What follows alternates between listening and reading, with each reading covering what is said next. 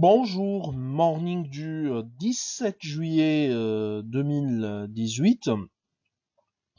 Le marché action tunisien reprend des couleurs avec un tune index qui affiche des gains de 0,17%, renforçant sa performance annuelle à 33,17% depuis le 1er janvier 2018 à 8365 points, au-dessous de son plus haut de l'année, enregistré ce 1er août à 8422,13 points. Pour ce qui est du volume, lors de la séance de jeudi, limité à seulement 3 millions de dinars, donc l'activité est à tonne durant ces derniers jours, puisque c'est une période de la saison estivale, et en plus c'est une période de festivité, puisqu'il y aura, Inch'Allah, mardi prochain, Eid Lekbir.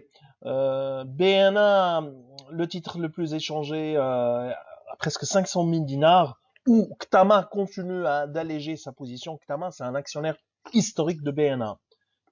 Et il est en train de bien faire, à notre sens, puisque les niveaux de valorisation actuels de BNA sont très élevés. Donc, c'est le bon moment de sortir ou d'alléger sa position sur BNA. OneTech, 321 000 dinars de titres échangés.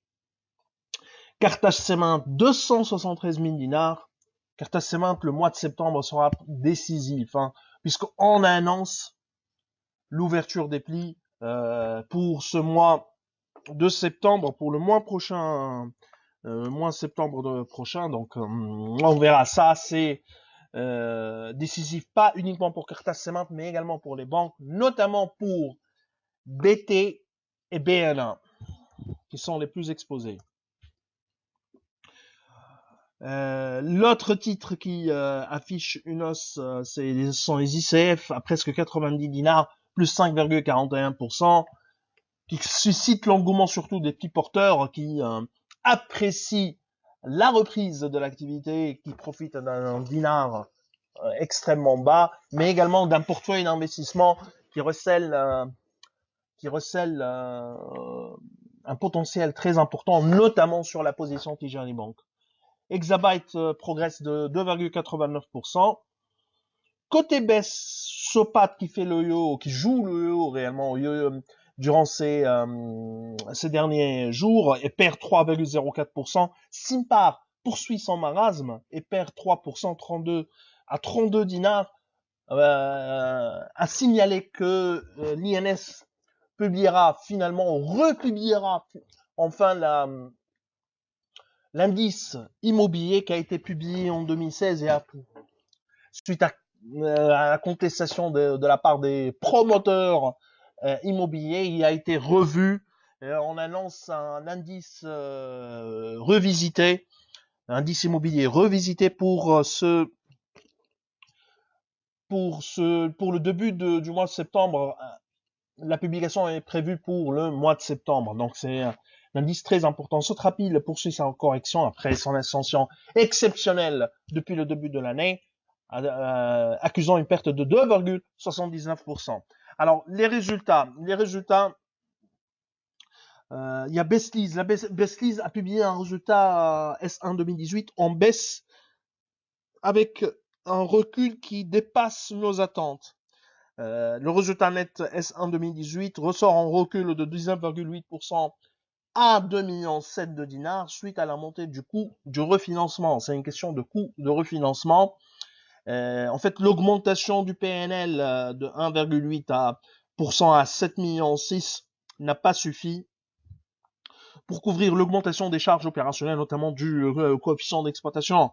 Pour le moment, la bonne information, ou la bonne nouvelle plutôt, c'est que le coût du risque n'a pas augmenté. Et au contraire, il a baissé, du moins pour le cas de Bestlease, alors que le contexte de défaut en Tunisie est en train de se détériorer durant ces derniers mois. Donc il faudra suivre de près les compagnies de leasing, puisque elles subissent la hausse des taux avec un coût de refinancement qui galopant, et un coût du risque attendu également à un niveau plus élevé.